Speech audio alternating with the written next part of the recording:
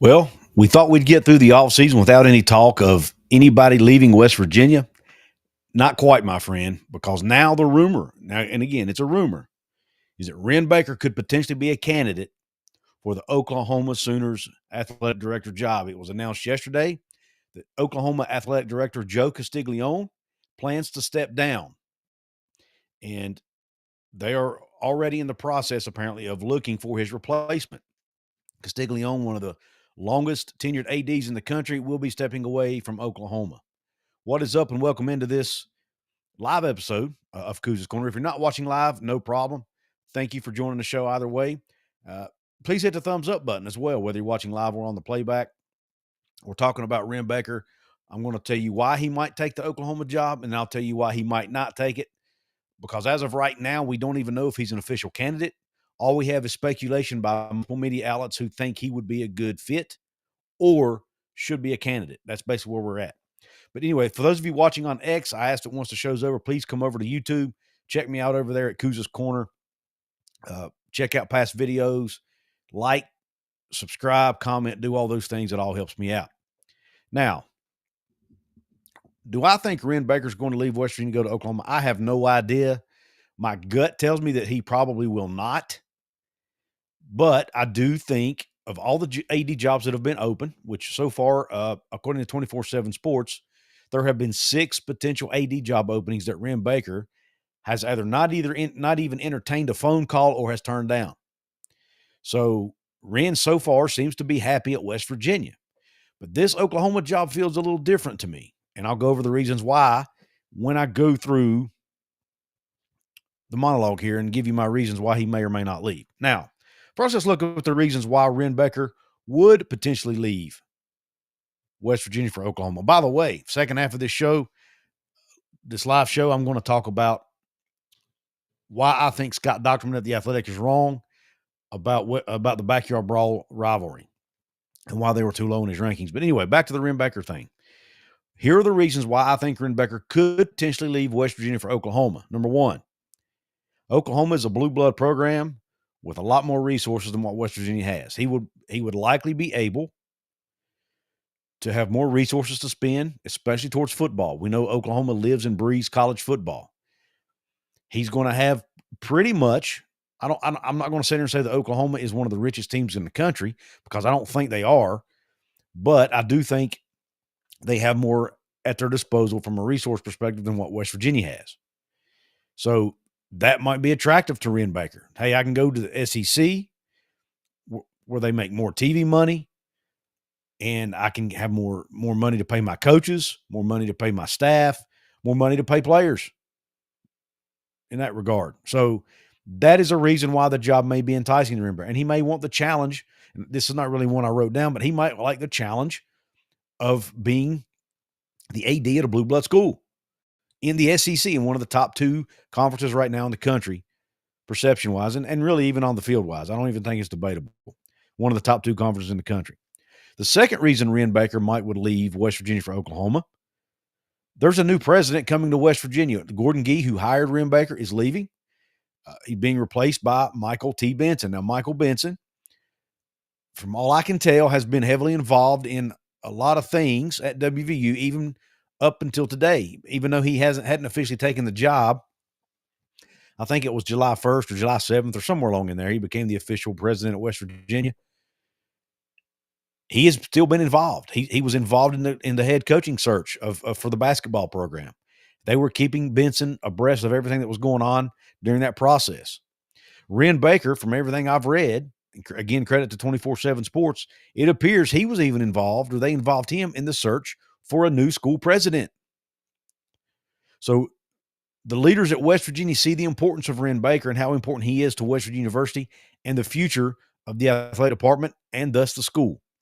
So bringing in a new president might not be a deal breaker, but you never know. You know, at the end of the day, Wren didn't make the decision. It was a board who made the decision. We don't know deep down how he truly feels about the change. So potentially that could be a factor. Number 3 reason why Wren could potentially leave West Virginia for Oklahoma.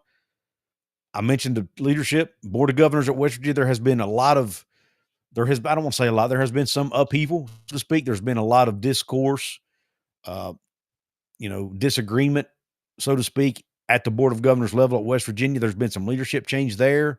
They've even changed some bylaws as to who can sit on the board and who can't. Just a lot of changes going on behind the scenes with the Board of Governors at West Virginia. So, does that make Wren Baker's job harder? Will it be harder for him to get approval for things? We don't know. He's going to know more about what's going on behind the scenes than we will as fans and people who cover the team. He knows he probably knows a lot of the Board of Governor members, if not all of them. He will know the new members, maybe the old members, all of that. He'll have an inside look at what's going on there. Could that potentially make him think, you know what, this could be a mess. I don't like the direction this is going. I'm out of here if I get an opportunity. That potentially could cause him to leave as well. And then the final reason that I think Wren Baker could potentially leave West Virginia for Oklahoma is the easy one, and that's because it's home. Wren Baker is from the state of Oklahoma. Now, he's not necessarily tied to Oklahoma University, but he is from the state of Oklahoma. It's home to him. Also, Joe Castiglione, the AD who's leaving Oklahoma, he and Wren Baker are apparently really close. He looks at Joe Castiglione as one of his mentors in the industry, and they've remained in touch to this day. They meet up every chance they get. They talk every chance they get. Obviously, when they were in the same conference, they got to meet more frequently, but they are close. It's possible. I don't know how much say Joe Castiglione will have in his replacement, but it is possible that he recommends Wren Baker or at least gets him an interview. Who knows? Would that relationship play a role in it? And will he want to go back home? Yet to be determined. Now, I'm going to look at the glass half full approach here and look at why Wren Baker may not leave West Virginia. And this is actually the side of the coin I lean to. I feel in my gut that he's not leaving West Virginia, but, I've been wrong before. It wouldn't be the first time. But here's reasons I think he would not leave. A, the pressure to win at Oklahoma. If you go to Oklahoma and you miss on a coaching hire or two or you're not able to get the football program turned around, that's not going to be good. Oklahoma will not have as long a leash. Look, West Virginia fans are passionate. And West Virginia fans care, and West Virginia fans will call for the firing of a coach or an AD as we've seen before. We just saw it last year with Neil Brown.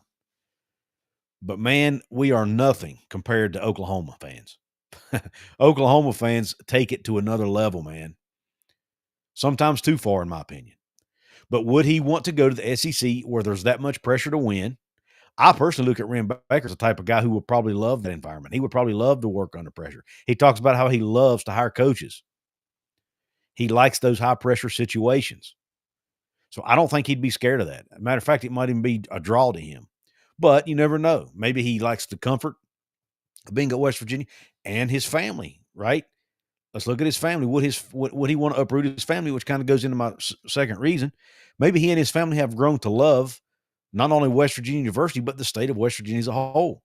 Wren has been traveling throughout the whole state since he's been here. He just has posted pictures recently on his X account of some different trips he's made. He did the New River Gorge Bridge Walk with his family. I think it was just yesterday. I'm recording as I do this live show here on July the 8th.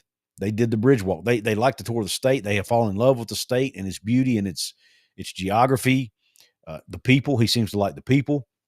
I think he fits in well in West Virginia because of his rural Oklahoma background.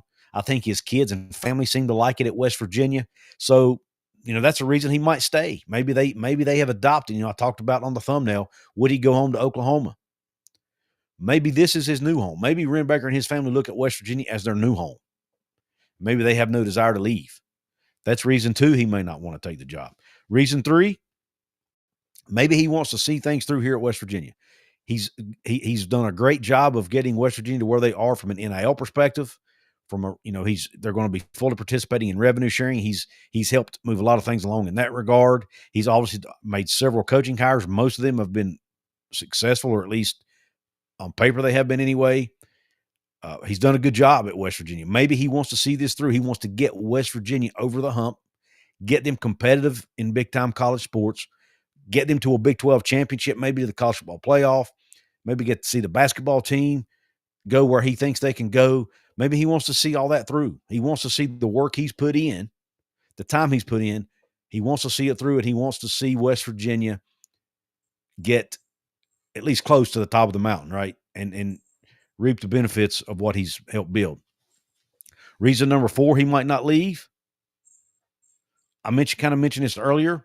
Wren Baker seems to be respected by the leadership at WVU. That includes the board of governors. That includes the new president, anyone involved. And if he sees that he's working at a place that respects his work, that will allow him to do his job, and that will give him room to do his job, if they include him in the presidential search, all of that, maybe he likes that, and he wants to be at a place that will embrace him and his ideas and his willingness to go outside the box, all those things. Maybe he likes that, and maybe that's something that can keep him in Morgantown. And last but not least, what may keep Wren Baker from leaving Morgantown, leaving West Virginia to go to Oklahoma, is that maybe he's just not their choice. I mean, that's kind of simple, right? There are several names that have been mentioned as a potential replacement for Joe Castiglione, Wren being only one of them. There are a lot of qualified candidates. There are a couple people who are already inside the Oklahoma program who could be good candidates. I heard Skylar Callahan over on his show earlier over at West Virginia at Sports Illustrated talk about how Oklahoma may even look outside at a non-traditional athletic director, maybe somebody that's not even, and he didn't know exactly what they meant by that, but I took that as meaning maybe it's someone not even in the college sports space right now. Maybe it's someone with a more of a business background, or a professional sports background, something like that. Maybe they go that route. So it's possible Wren Baker's not even their first choice. Heck, he might not even be a candidate for the job. Like I mentioned in the beginning, as of right now, it's all speculation. It's all just names being tossed out there as potential candidates or people who may be a fit. I've seen no reports, and maybe by the time you watch this or by the time this is up, maybe that changes. But as of right now, at the time of doing this show, that is not the case. He is just a name being floated around. I want to make that clear. But, I've seen other media outlets cover it, and I do think it bears coverage here. But I think at the end of the day, I do not think Wren Baker will leave. It wouldn't surprise me if he leaves, but I just feel like right now is not the time for him, and this job is probably not the one that, because of the timing of it. I just don't think he'll leave. That's my opinion. Whatever the reason is, I don't really know. I gave you some lists of possible reasons, but I think at the end of the day, Oklahoma is likely going to end up going a different direction anyway. But I do know this. I'm not going to use the word catastrophic or anything like that because that would be overblown. But it would definitely be bad for West Virginia if Wren Baker leaves. Right at this time, just hiring a football coach, just hiring a basketball coach, all the hires he's made, he's doing a good job. He has the athletic department going in the right direction. The baseball team's successful. They're doing a really good job raising money. Like I said, going into the NIL space, the profit sharing, revenue sharing era.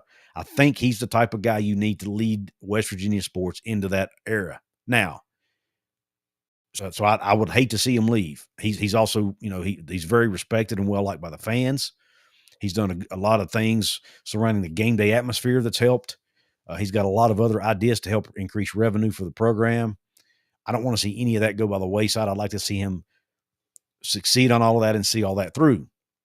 But that being said, if he does decide to leave for Oklahoma or any other job for that matter, the world's not going to end. There are a lot of other good candidates out there, a lot of other forward-thinking people out there, then hopefully West Virginia will be able to bring one in should Wren leave. But I hope that is not the case. I think Wren is a breath of fresh air for West Virginia. I think he's a superstar in the athletic director space. He's very well respected nationally. He's very well respected, according to reports, among his Big 12 brethren. So let's hope that he doesn't leave. But if he does, West Virginia fans, the sun will still come up tomorrow. So let's not blow this out of proportion. And let's not all of a sudden assume he's leaving either when we don't even know for sure if he's an actual candidate for the job. So I just wanted to get this out there, give you guys my thoughts on it. I hope Wren stays. I think Wren will stay. But if he don't, we just need to move on because at the end of the day, we all cheer for what? That logo behind me, the Flying WV. That's who we cheer for, not any one individual person. and we got to, and also for Wren, you want what's best for him and his family as well. And if moving back to Oklahoma is what is best for them, then, I would wish them well and thank him for what he's done so far for WVU athletics. All right. Real quick, I want to give a shout out to my channel sponsor here, Appalachia Digital. They are the folks who designed my brand new website, or our brand new website, I should say, over at wvsportschat.com. If you want a brand new website design, or if you already have a website and you want to improve your Google SEO, get found easier, go check them out. AppalachiaDigital.com/Couz. They will help you out. They are the people you need to talk to. I appreciate them for supporting my work here. The other channel I have called Hoops from the Hills, where I cover basketball on occasion. Thank them for supporting that channel as well. Go check them out, AppalachiaDigital.com/Couz for your website needs. We also want to get to a few comments, and then we'll get into topic 2 of the show, which is, I had Scott Dochterman, the writer who did the list of top 100 college football rivalries. He placed the Backyard Brawl at number 26 on his list, just outside the top 25. Most of us fans totally disagree with that. I had Scott on my show to explain his reasoning. We're going to talk about that a little bit. I'll give you my thoughts and reasons why I still disagree with him, even after hearing him out. But let's go ahead and get to some comments first. We got Tosh Miller in the house. Tosh, who's a paid VIP member. He says, that's right, Couz gets it. Thank you for that compliment. Got Raven in the house, Timothy Green. Got Matthew Goldsmith. We have Veritax in the house. Says he don't know why Wren would want to go to Oklahoma to begin with. Well, hopefully I laid that out for you. It is home. It's his home state. It's where he grew up. It's where he started his career at Oklahoma. Now he's actually an Oklahoma State guy. He got into business first at Oklahoma State on Eddie Sutton's basketball staff. So he doesn't have any direct ties to Oklahoma University per se, but he does have ties to the state. And again, that might be a very attractive job for him if he's a candidate. And yes, Tosh Miller, no pun intended, but he hit the nail on the head. Hit that like button, please. It's free, it's quick, and it's easy, and it really helps me out. And it doesn't cost you, like I said, it's free. It doesn't cost you a penny. Matthew Goldsmith says, we're coming, WVU fans. Enjoy Wren while you have him. I'm assuming Matthew Goldsmith is a Sooner, but he says, in all seriousness, love Couz in the show. Thank you. Well, I would say, I guess Oklahoma kind of owes us one for taking Zach Alley away, right? So maybe that would be the payback. Raven says, we got to fork over the money. I don't want to lose Wren.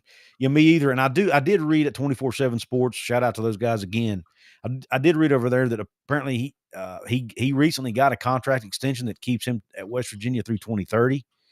And they might even have another new contract on the way for him. So we'll see where that goes.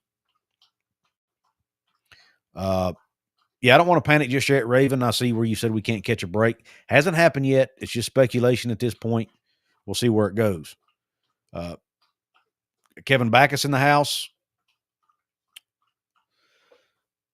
Timothy Green says, another great show as usual. Thank you for what you do for fans like this, my friend. I truly hope that he stays here myself. Like I said, he has done a wonderful job. That's from Timothy Green. Timothy, thank you for the kind words, my man.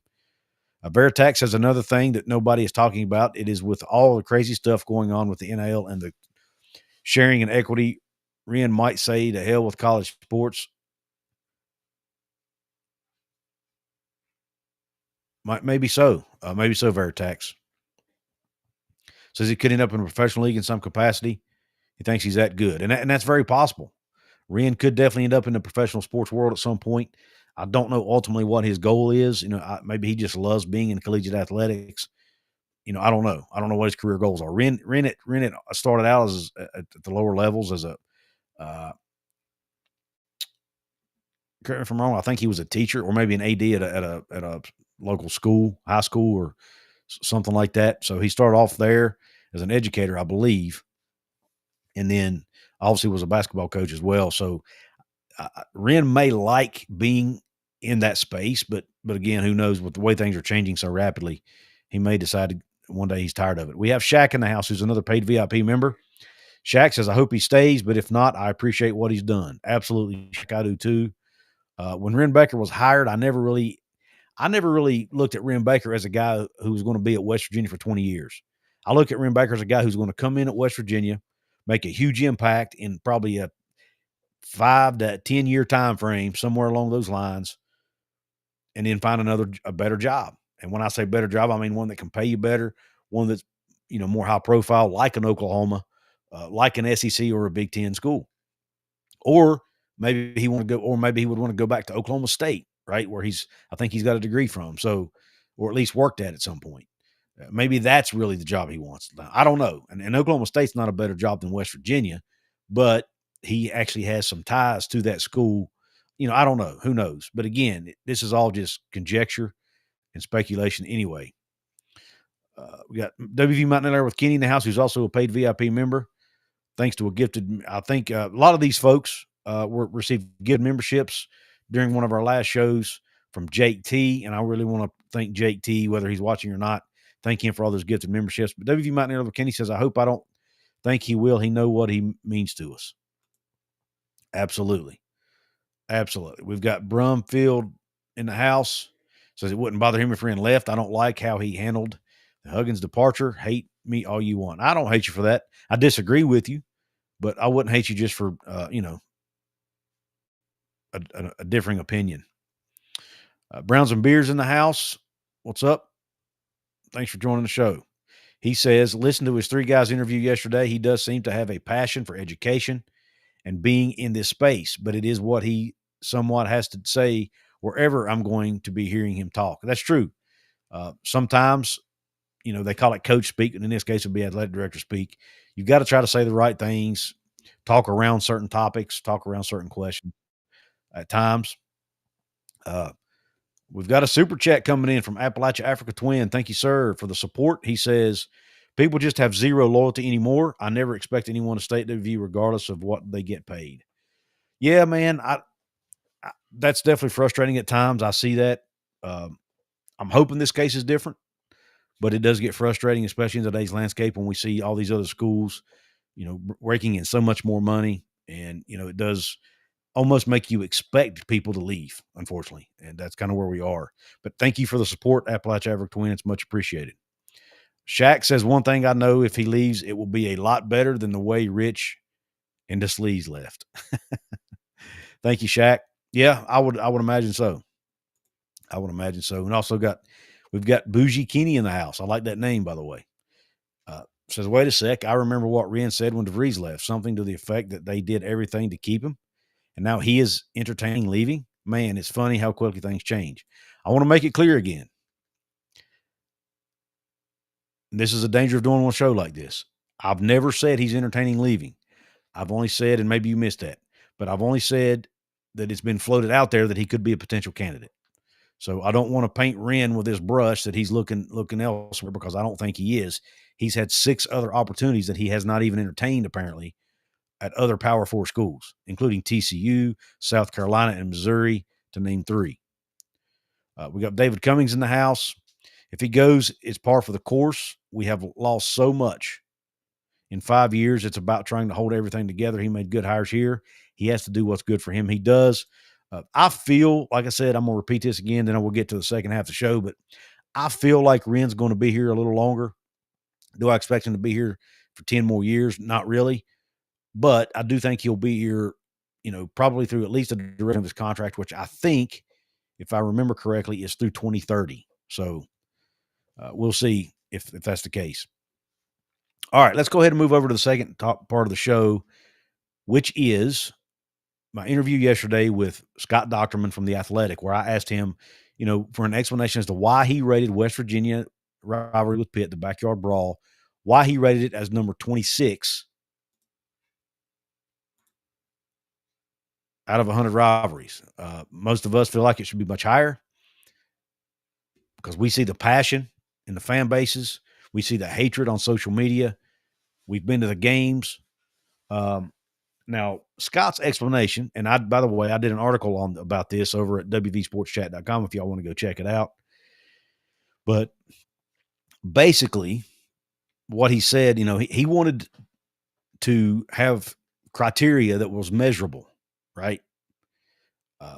like things like, win-loss record between the teams, how many years they've been playing each other, uh, the trajectory of the rivalry, how many times they were ranked when they played, those types of things. Those are the types of things he was looking at as his criteria when making his top 100 rivalry list or rankings. And I understand that. He's a journalist, and I'm sure and journalists typically aren't the type of people who like to just throw things out there. They like to have thought. They like to have analytics behind it. And also, and I don't know Scott that well, maybe he's the type of person who's an analytical person. Maybe that's the way he thinks. And he doesn't want to put anything on paper without giving it some thought with some numbers to back it up, those types of things. There are people out there with that personality type. Maybe he's that guy. I don't know. Or maybe it's just a journalist in him. But either way, he wanted it to be measurable. He didn't want to be subjective. Didn't want to form, you have his opinion weigh too heavily in the process. And I understand that. However, when you're talking about rivalries, to me, fan passion is the number one thing you should be looking at, right? Or at least one of the number one things. I don't care if it's measurable or not. Go on social media and see. You don't have to necessarily count them, but just get a feel, use the eyeball test, as they like to say, for how these fans interact with one another on social media. How much do they hate each other? And then form an opinion. There's nothing wrong with forming an opinion. It's your ranking. It kind of is your opinion at the end of the day anyway. So I don't see anything wrong with forming a subjective opinion. Or maybe it was Scott's subjective opinion. He just didn't want to, put that out in the open. I don't know. Or maybe he wanted to be respectful to me as someone who's a fan of the team and my viewers. I'm not sure. I don't think that was the case. I think he was being honest with me. But nonetheless, I just don't see how you can do a ranking about a rivalry and not factor in fan passion heavily. To me, it doesn't make any sense. To me, that's the number one thing that makes it a rivalry in the first place. Is it not? Yes, you can look at the records against each other. How many times they played is important. All of that's important. But how do you not factor in passion? I mean, how many other rivalries do you know of where, and maybe there's some out there I'm just not aware of. I'm not tuned into all college football teams around the country, but how many other rivalries do you know where the fans make up their own version of a song about the other team in it, right? With an expletive in it. How many teams do that? How many rivalries do you see that in? I mean, it's just, when you go on social media and you see Pitt fans and West Virginia fans back and forth, it is heated, man. They literally despise, in some cases, each other, but at least the other team, especially for that week when they play each other. It is, and to be honest with you, as someone who lives in the southern part of West Virginia, so far away from Pittsburgh and even from Morgantown for that matter, I never really understood it. But since I've been covering West Virginia, I've been more in tune with the fan base, and I'm on social media more, and I talk to a lot more West Virginia fans from around the state and even around the country, not just locally. I get it now. This, to me, not only is this a top 25 rivalry, heck, I'd put it as a top 10 rivalry. Throw TV ratings out the window. Throw, that they didn't play for a decade, which is something else Scott mentioned. Throw that out the window. Throw out the window the fact that they've only both been rated like 6 times when they played each other. Throw that out the window, man. When these two teams play each other, there's absolute pure hatred for the other side. You've heard Rich Rodriguez say how many times there are a lot of 4-letter words, but the worst one is Pitt. I mean, he's embraced the rivalry. You've seen Pitt's side embrace the rivalry, throwing shade at West Virginia. There are so many times throwing barbs at West Virginia. So much, and I think it's great. That's what our sport needs more of. What I questioned Scott on was one of the rivalries he had was between Penn State and Ohio State, two teams that have only played like 40 times, and Ohio State has owned the series, and yet he had that in his top 10. How is that a better rivalry than the Backyard Brawl? The only reason Penn State and Ohio State even plays is because they're in the same conference. That's it. I look at it, I don't even look at that as a rivalry game. It's a conference game to me. They wouldn't have even played 40 times had they not been in the same league. West Virginia and Pitt, yes, they were in the same league a lot, but a lot of the years they played, they were not in the same league, but they played each other because they're less than 75 miles. They're like 75 miles apart. That's why it's called the Backyard Brawl. They're right down the road from each other. You've got a city in Pittsburgh and a university that's,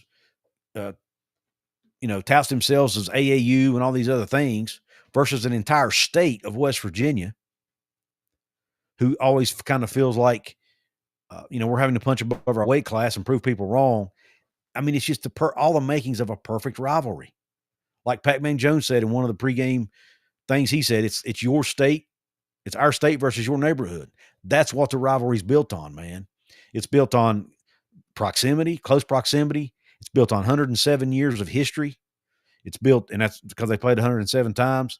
It's built on, one fan base that looks down on the other one. It's got all the makings of a perfect rivalry. And he wants to say, well, they haven't been ranked enough times, or, I'll be honest with you. I respect Scott, and I respected the fact he had the guts to come on the show, and I was nice to him, and I still will be nice to him. He might be watching this. But I disagree respectfully with his takes on this. You cannot throw, yes, you can't measure passion necessarily, but you can at least pay attention to it, get a feel for it, and try to form an opinion around it. Again, it's your ranking. It's okay to have an opinion. Maybe the Athletic didn't want him doing it that way. I don't know, but man, 25th to me was a slap in the face to the Backyard Brawl rivalry. And let's talk about the Holy War for a minute. He had the Holy War at number 28. I don't know of two fan bases that hate each other more than BYU and Utah. They literally hate each other's guts in a lot of cases. Yes, they've only been ranked like 3 times when they played. And yeah, and I know he looked at, does it really mean a lot outside of it? But the hatred that those two have for each other is, I don't even know that the Backyard Brawl can match it. It's crazy. So for those two rivalries to be ranked as low as they were to me, I didn't quite, even though Scott explained himself, I still disagree with it because I think he really, really underscored or underestimated or underappreciated, might be a better word, underappreciated the fan passion aspect of a rivalry. Appalachia Africa Twin, thank you for another super chat, man. You're being so generous. He says it's also one of the oldest rivalries. The first edition of the Backyard Brawl was when Grover Cleveland was president in 1895, I think it was. That's elite hatred at this point. Roll on floor laughing. Thank you, Appalachia Africa Twin. Yeah, it wasn't the oldest rivalry on there, but it was definitely one of them. It was one that had been one of the few that had been played over 100 times, and he had it at 26th. Heck, he had Bedlam at 25, and I see JW Hall of Fame on here from Hall of Fame College Football. Someone who is an Oklahoma fan and has really seen the Bedlam rivalry up close and personal. And this is not a shot at that rivalry, but I don't even consider that much of a rivalry. Oklahoma has owned Oklahoma State in that series. It's not even close. The only thing to me that makes that a rivalry is the fact that they are in the same state. That's it.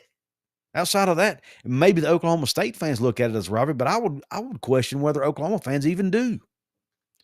I guarantee you ask any Pitt fan and any West Virginia fan, and they'll tell you it's a rivalry. I don't think there's any question about it. And he put it at number, I think he had Bedlam at, I had it wrote down here. He had Bedlam, I think, at 25 on the list. Yeah. He had Bedlam one spot above the Backyard Brawl. I don't even have as big issue with that one as I do some of the other ones. Like I mentioned earlier, Ohio State and Penn State at number 8 in top rivalries. Give me a break, man. They've played 40 times. That's it. And I know the games are meaningful. You know why they're meaningful? Because it's Ohio State in the game. They're always ranked. It's Ohio State. And he said that Brand didn't play a part in it, but when you look through the top 10, almost every one of them have a blue blood program in it.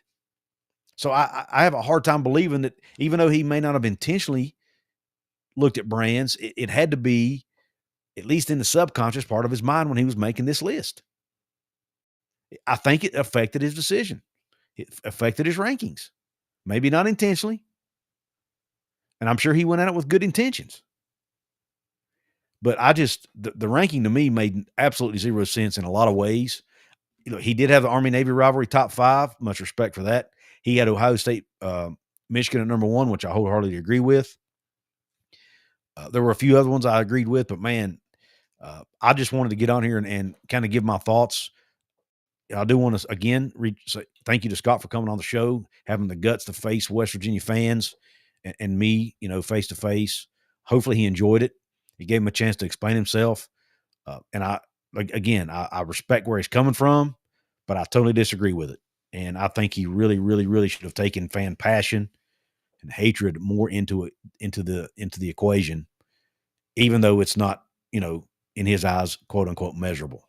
Right. So anyway, all right, that's my thoughts on that. Let's get to a few more comments.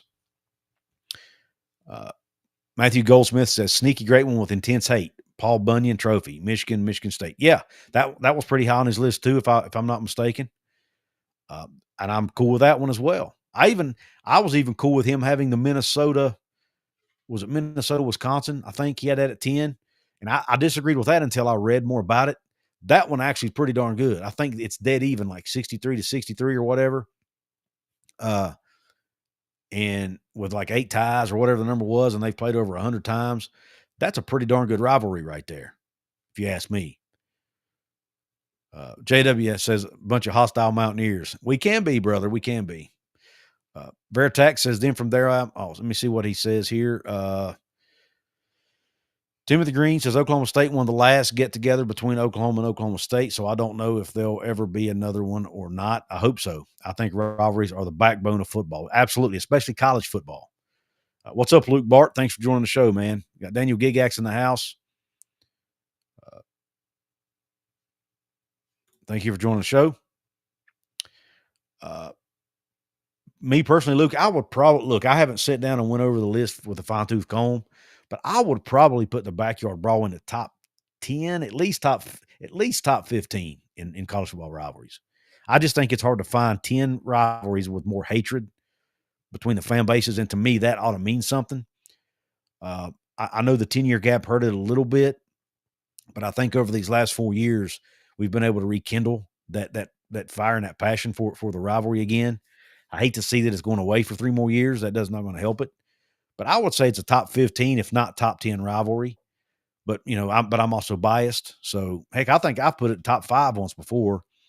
But that might be a stretch, and that might be looking at it through gold and blue glasses. But I would say top 10, maybe top 15, somewhere in there. Daniel says he can also understand what Scott was looking at for the Backyard Brawl, where it took a few years off. Yeah, and again, I totally get it, but I still wouldn't put that over, the Penn State Ohio State game.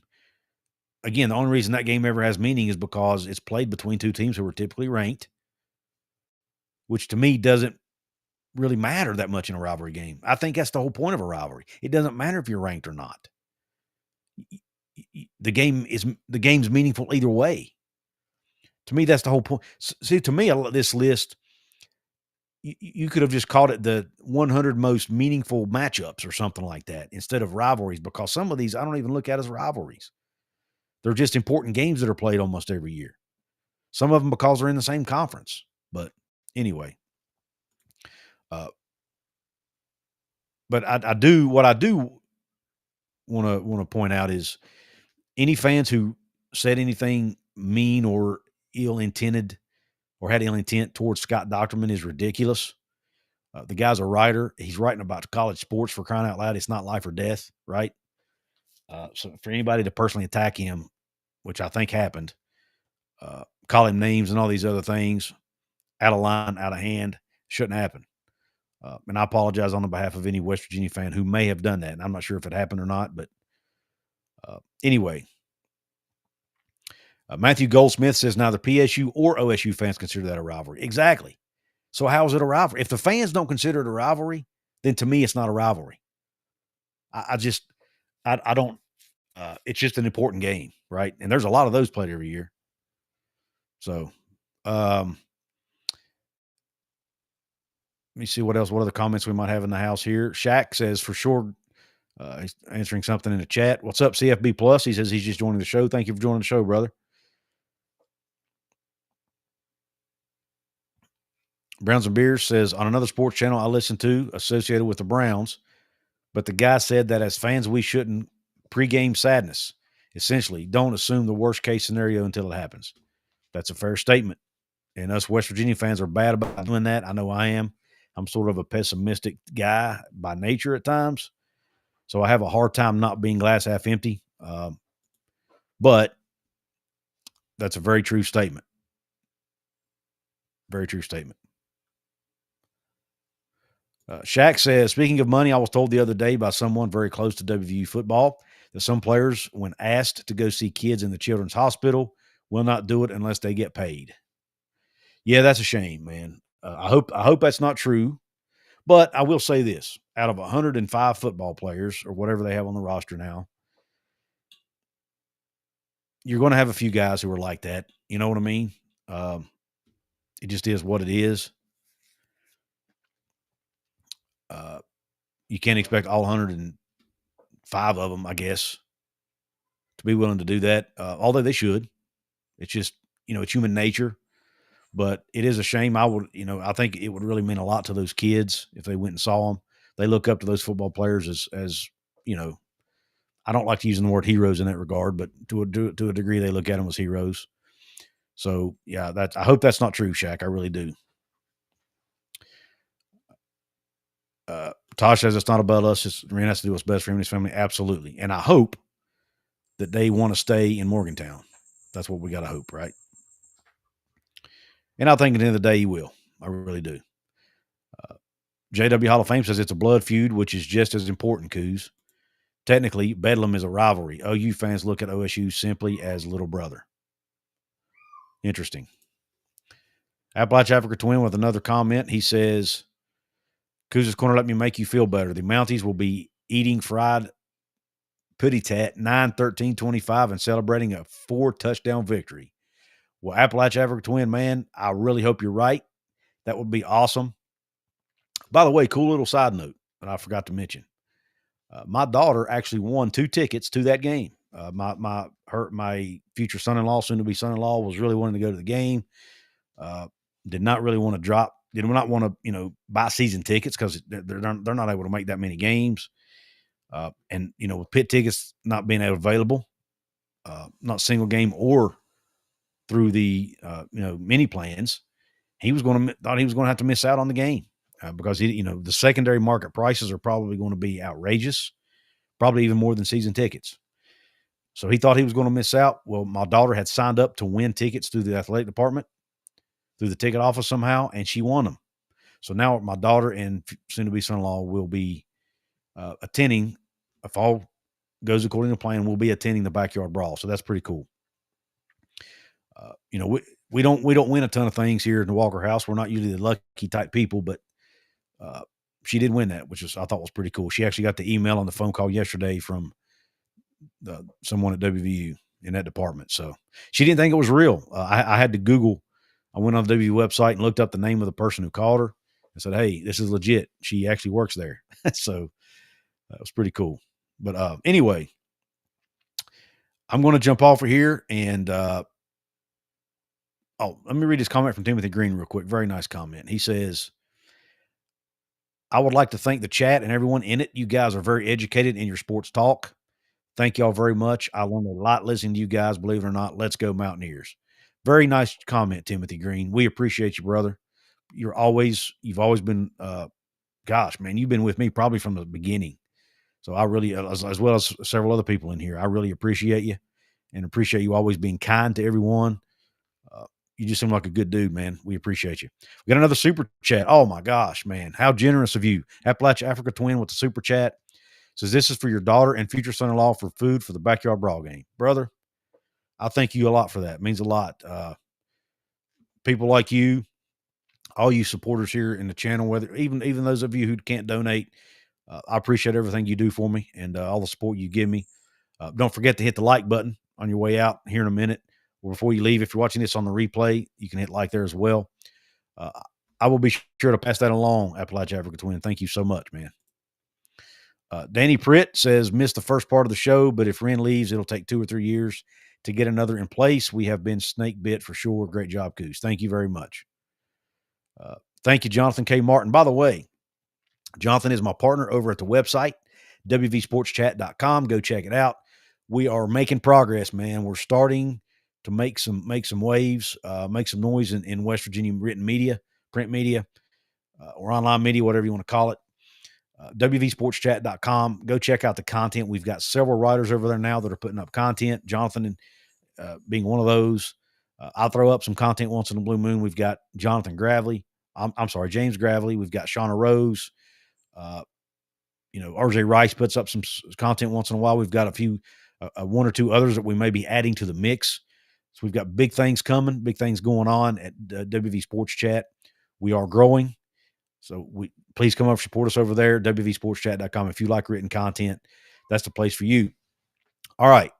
And I want to thank Jonathan for being my partner. And Jonathan also is usually the co-host with me on the Golden Blue Breakdown show that we record on Wednesday nights that normally airs on Thursday. We are taking a hiatus this week due to Jonathan being out of town, and that we will be on hiatus next week as well because I will be out of town. So, gosh, it'll be a month. By the next time we record, it'll probably be 3 to 4 weeks between shows. But, hey, such is life.